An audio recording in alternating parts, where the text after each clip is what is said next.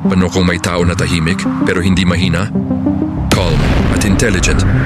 Hindi siya nagsasalita agad, nag-oobserba muna. Bawat galaw may dahilan. Goal-oriented. Hindi siya naliligaw sa emosyon. Isang misyon lang ang iniisip. At handa siyang iwan ang lahat para rito. Moral pero extreme.